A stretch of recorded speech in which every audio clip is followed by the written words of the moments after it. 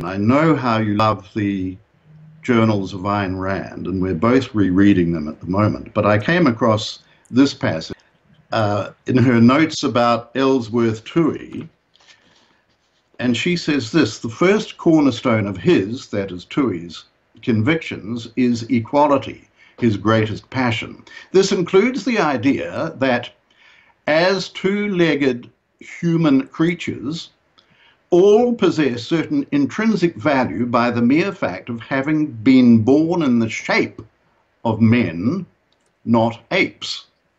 Any concrete mental content inside the human shape does not matter, according to Toohey. And I was delighted. You can imagine when I came across that passage, I had entirely forgotten about it, but when I quoted it to you privately, you said to me, "Oh, he sounds like you." That sounds exactly like you. That sounds exactly like you. Yes, and that the intrinsicist view of rights that Binswanger unwittingly espouses would have it that there's some kind of implant, as it were, divinely, with which we're divinely impregnated or some such. Now, of course, they would deny that. They would say, no, rights are derived from men's nature and so on. But the view of rights they end up with substitutes deriving rights from natural attributes which cry out for a concept of rights. It separates the exercise of doing that from the view of rights that they unintentionally espouse. So, for example, the North Sentinel Islanders who shot a missionary recently with bows and arrows, whose only relationship with the 21st century is the 21st century BC, those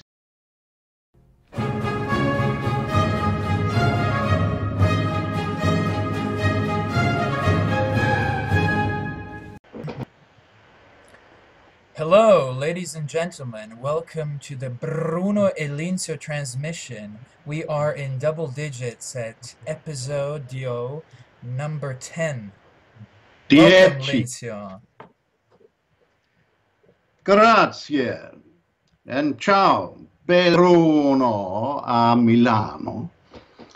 Allora, hai visto il video consigliato da Madame Olivia? Have I seen the video that Madame Olivia has sent? Lady Olivia. Oh, sorry, lady. Well, you can say Madame in Italian, Madame. in English as well. Which one is that? Remind She me. posted a video thinking that it would appeal to us, and apropos of what we were discussing last week, but it was a two-part video. One was the riots in Paris, and the other was celebration of some kind in La Roma with your friend Salvini. And that was wonderful. Thousands and thousands of people, and Nessun Dorma ringing out, Vincero, Vincero. Yes. Just and the contrast. This time yes. I'm with the alcohol over here. This is instead of buying champagne, you're supposed to buy spumante, which is the proper drink for civilized human beings, and it comes, of course, from Lombardia. Oh, but naturally. So think how much of that you're going to be drinking when you finally get to secede. Yes, indeed. I can't wait for that day. Well, I don't know what to make of those, the rioters in Paris, the yellow vests. They don't seem to have a coherent program. I think it's good that one of the things clearly they were upset by was the outrageous fuel tax. So some kind of awareness seems to be sinking in as to the folly of going along with the Paris Accord and this climate change agenda. But the French don't do revolutions that well, do they? And one can't rely on them to get it right. this time. And when I see them overturning cars and setting fire to cars and looting and pillaging and all the rest, that's not what this should be about. It would be wonderful if there's a great groundswell and the ultimate upshot is that Macron is overthrown and someone decent gets in there. But I'm not optimistic that that will happen.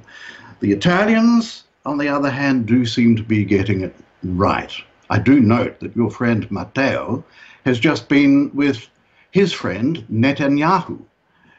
They get along really well, funny that, and have a lot in common. So there are grounds for optimism, there are grounds for pessimism, and who knows what's going to happen with Theresa May and the European Union unfolding as we speak.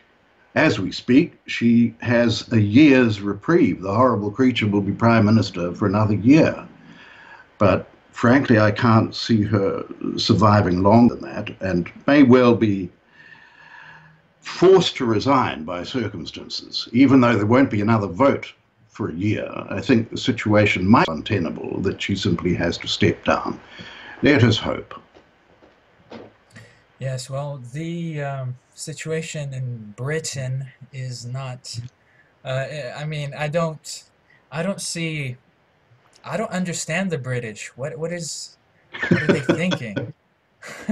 I mean, something obviously went wrong somewhere down the line.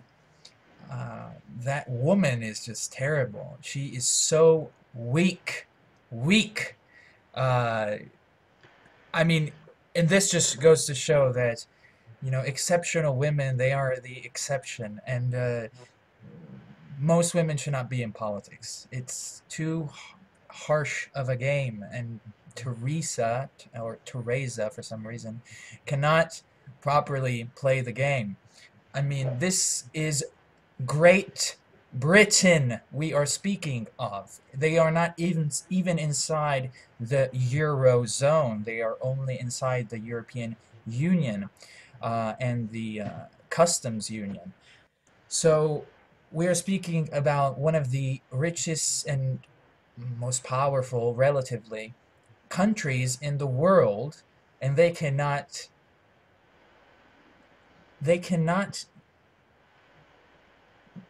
show their force against these pathetic European weasels in Brussels.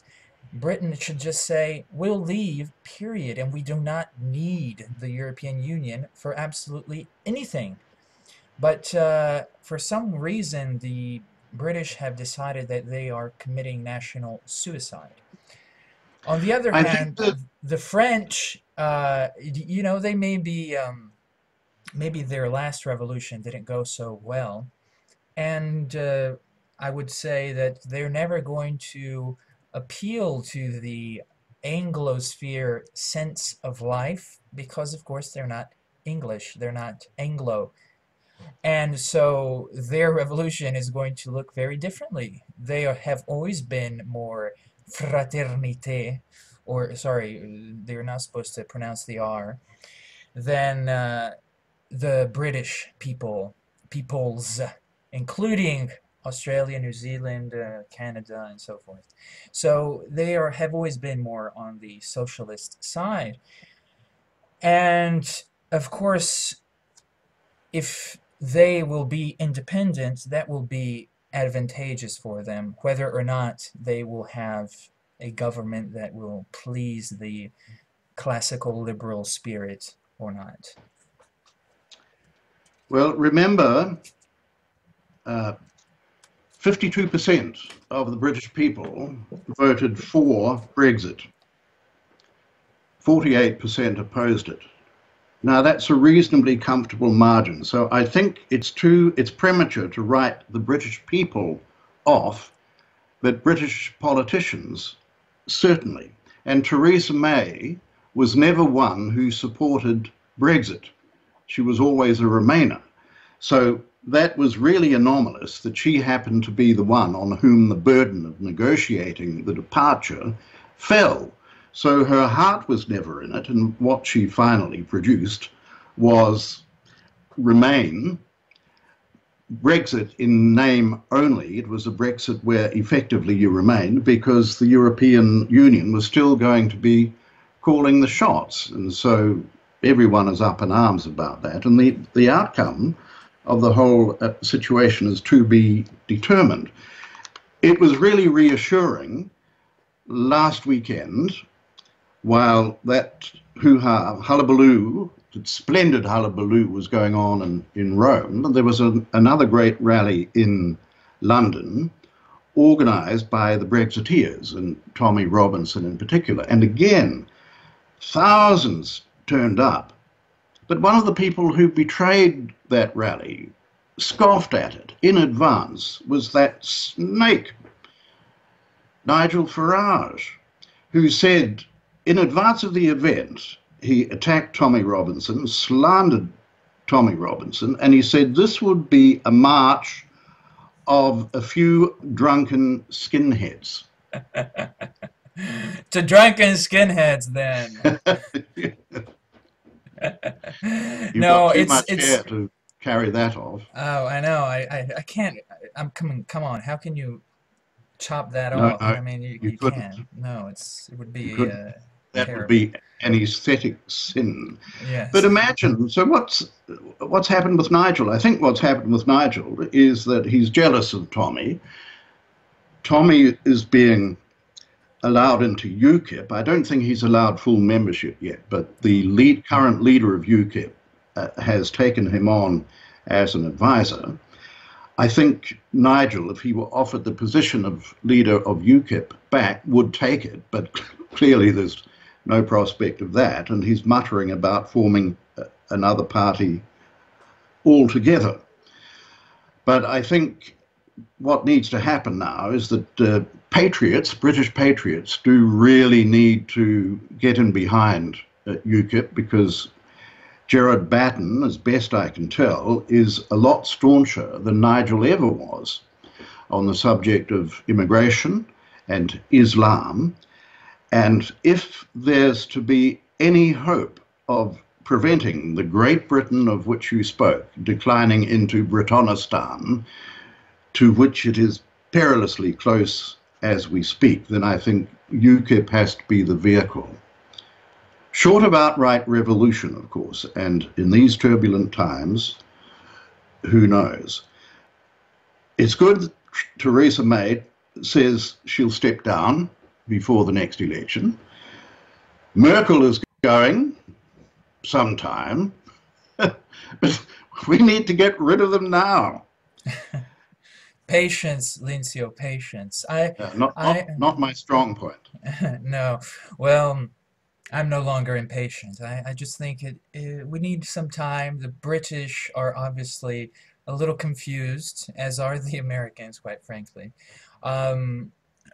All you need to know about how far gone countries are and so forth is just look at the percentage of the population that is foreign-born or of foreign origin, and you'll see that we're far, far, far from gone. If anything, in the United States, in places such as California and Texas, it's much, much worse, of course, as we know. So I would say that the British need to follow suit. They'll have to follow the Italians. They'll have to follow the Austrians, the Polish, the Hungarians. And Yes. so I would say that it's time for the British to be the followers this time. They will not be leading anything, as they have not been leading in anything for maybe a century now. But as far as the UKIP, I would like to remind everyone there's also the party called For Britain, and the leader is Anne-Marie Waters. And Oh, did she just come out of jail? she was in jail. I wasn't aware. No, One of those women went to jail. I think it was the one who put up a video which Trump retweeted. Different woman. I imagine. No, that's another one. That's another one. Right. Yeah, that's a the British are so soft, but anyway, that one was more of a hardcore nationalist, and people don't want that. Um, while Anne Marie, she comes from UKIP, just as, so there's basically a reformation within UKIP that has uh, kicked out Farage essentially, and there's For Britain, which is led by Anne Marie, and so they're both good, I would say. Well, possibly they should amalgamate because this is not a time to have divisions and splinters. Aside from the fact, obviously, there's an impasse with Nigel, and I don't think that situation is repairable. Nigel should just join the Tories. Be Well, perfectly at he home. should have done that as soon as the Brexit vote passed, but he didn't. He stepped down. He said, "Oh, I'm Mm. done. I'm done." So he wins the war, and he doesn't. I mean, really, Nigel. I mean, I cannot hate the guy because, of course, you just have to watch the old videos of how strongly he fought for Brexit. I mean, it was just wonderful. But Yes. it's time for him to leave the scene. So he told us he would leave the scene, yet we still hear his lamentation. So Nigel, keep to your word. Leave politics alone. Nigel is afraid to take on Islam. He didn't used to be, but these days he certainly is. And I don't know how that can be the case when you've got a situation across the channel where there was this attack in Strasbourg, and it turns out that fellow was born in Strasbourg of Moroccan parents. So it's not true that by the second generation they've become peaceful and have assimilated and they don't radicalize. No, Linzio, that is so racist. You cannot say these things on my channel. Absolutely I just, unacceptable.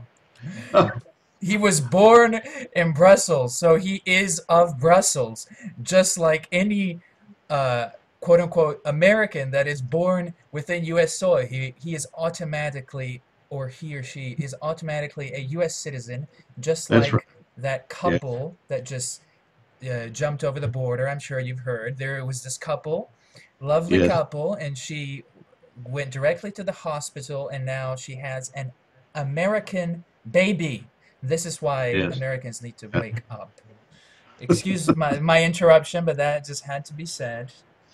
Well, see, it struck me too when I looked into this chap, this charming fellow named Chekat.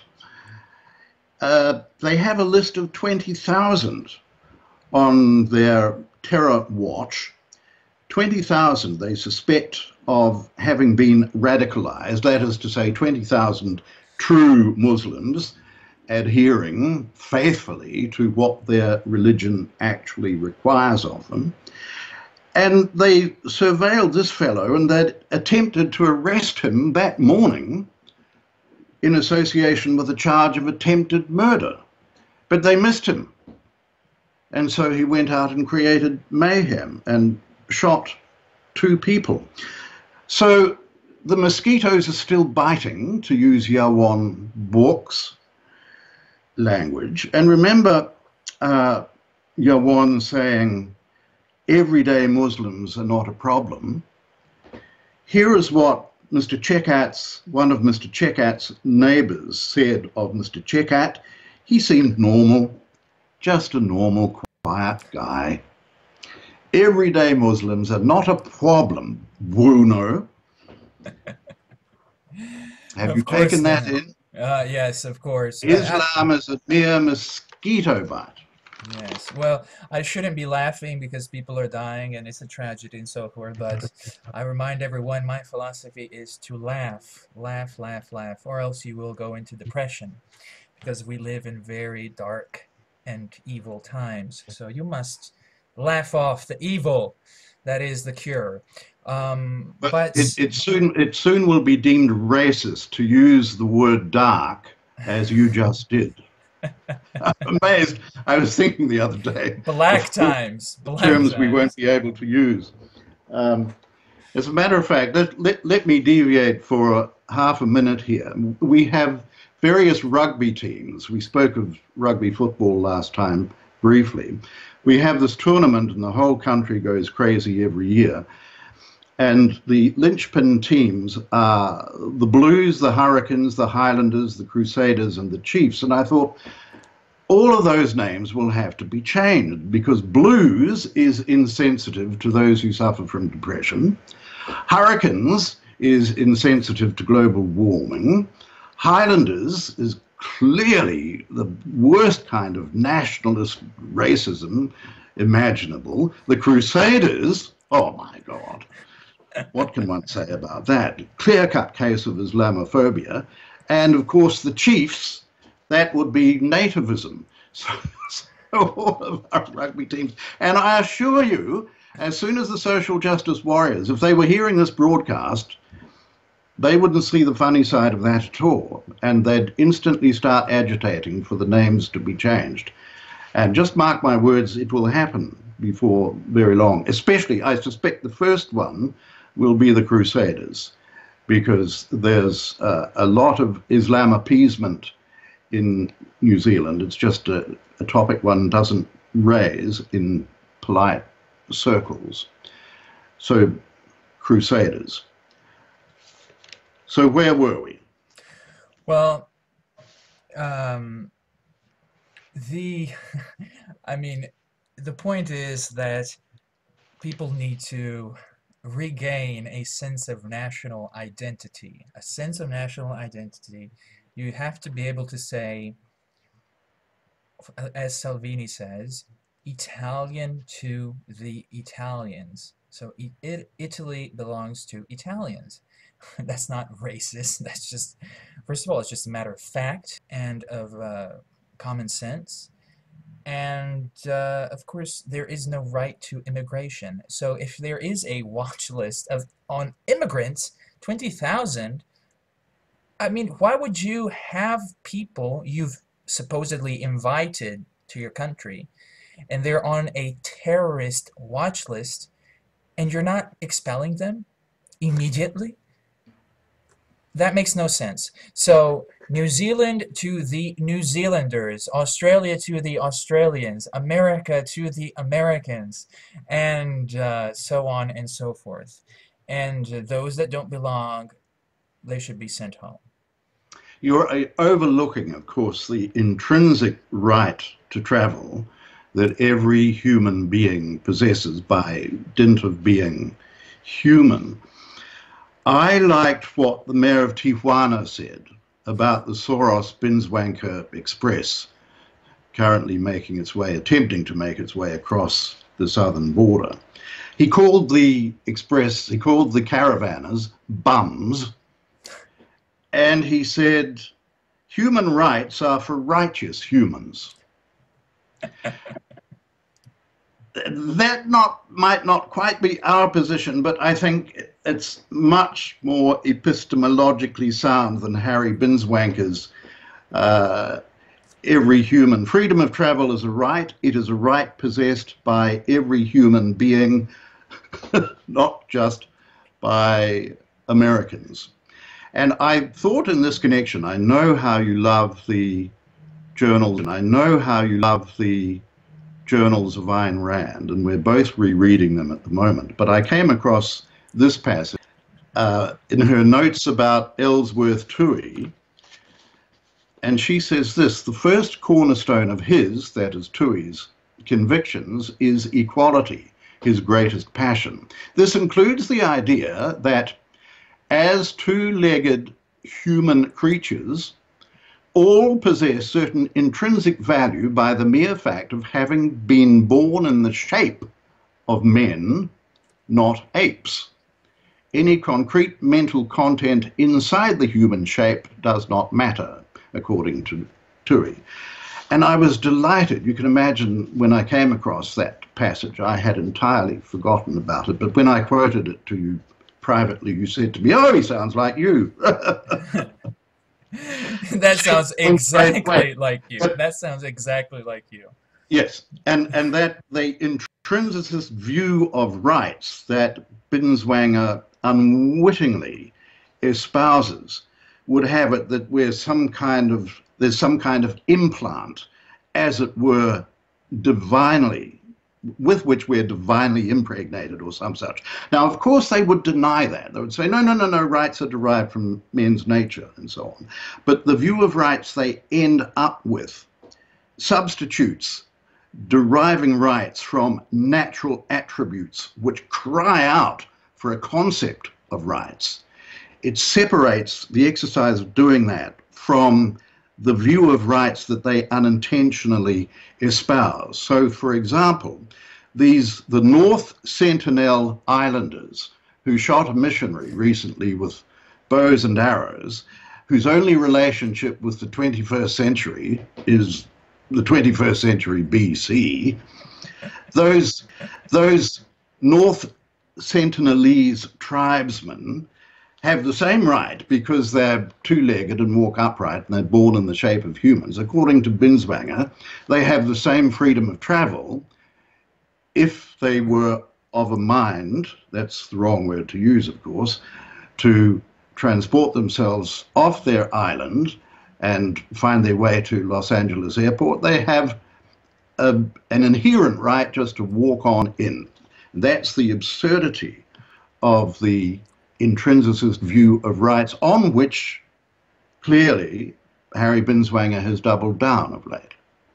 Well, I thought that news about those islanders was just hilarious. I mean, it's so funny. It's one of those news items you really do not expect. But as far as I'm concerned, leave them alone. I mean, I think they have every right to live in perfect savagery. I would say leave them alone. Leave them alone. And that means also that they should leave us alone. But the difference here is that these islanders leave us alone, but there are other peoples within our borders that do not leave us alone. So leave those islanders alone. If they want to live that way, that's perfectly fine, but we have the same right to live as we want. And I think we should adopt their immigration policy. Yeah. Shoot an arrow. Whoever intrudes. The Indian authorities took it into their heads to try to retrieve the body of the missionary, which apparently was buried on the beach. And so they went within, I think the law says they're only allowed to go within 400 meters of the beach. That is the authorities, because the Indians actually protect the way of life of the North Sentinelese and enforce that law. And we don't quite know how the missionary was able to circumvent it. He wanted to convert everyone, but evidently he got converted from life to death. But the cops went in the boats, and in 400 meters they stopped and looked through the binoculars, and there were the tribesmen poised with bows and arrows. I think that's an excellent immigration policy. Another way of putting it is it's the same policy as Galt's Gulch. Don't call us, we'll call you. Yes, perhaps. Exactly. Perhaps, yes. Yes, that's exactly right. But since we are on the topic of Ayn Rand, and these are very, I know, niche and, I wonder how many quote-unquote objectivists have even read this. However, I would like to enlighten the audience as to what are the origins of the theory of objectivism. In other words, who does this society of individualism and property rights and freedom and rationality and so forth, who was this society designed for? Is it really for the North Sentinelese? I wonder what the Sentinelese call themselves. I'm pretty sure they have some very, very artistic sound that corresponds to their identity, which I'm sure is very much more interesting than Sentinelese. That doesn't sound quite right. However, I have a feeling this is not going to go well for dinky little savages, what you're about to read. Yes. Okay, so this is May 16th, 1934. The new conception of the state that I want to defend is the state as a means, not an end. A means for the convenience of the higher type of man. The state as the only organization. Within it, all have to remain individuals. The state not as a slave of the great numbers, but precisely the contrary, as the individual's defense against great numbers, to free man from the tyranny of numbers. And now we get to the good part. Are you ready? I might have to fortify myself. The fault of liberal democracies, giving full rights to quantity, majorities, they forget the rights of quality, which are much higher rights. And this is, she's speaking to herself, right? Prove that differences of quality not only do exist inexorably, but also should exist. The next step, democracy of superiors only. This is not possible without a very high and powerful sense of honor. This, in turn, is not possible without a set of values from which this honor is to be derived. This new set of values is my supreme egoism. So, ladies and gentlemen, there you have it, the origin of Ayn Rand's philosophy. And what, in fact, was the whole project? To make a society that was congenial to her ideal kind of man. So you might want to think, do you have any comments on that, Linzio, or are you too shocked to say anything? Listening to you read it out, of course, the thought went through my mind. We often perhaps overlook what a diehard Aristotelian she was, and that really is pure Aristotle, that which you were reading out, the concept of the state as existing to enable the individual to fulfill his potential. And you're quite right, it's supposed to be to provide an appropriate and congenial context for people to bring out the best within, not for the state to bring it out of them, but to leave them free to do it themselves. So we're talking about not an economic aristocracy, but an ethical, philosophical aristocracy. And I think the expression was my higher type of being, right? As opposed to dinky little savage. The higher type of man, yes. Yes. So it follows inexorably, to use that wonderful word, that your immigration policy must be extremely selective and fastidious, just as indeed Galt's Gulch was.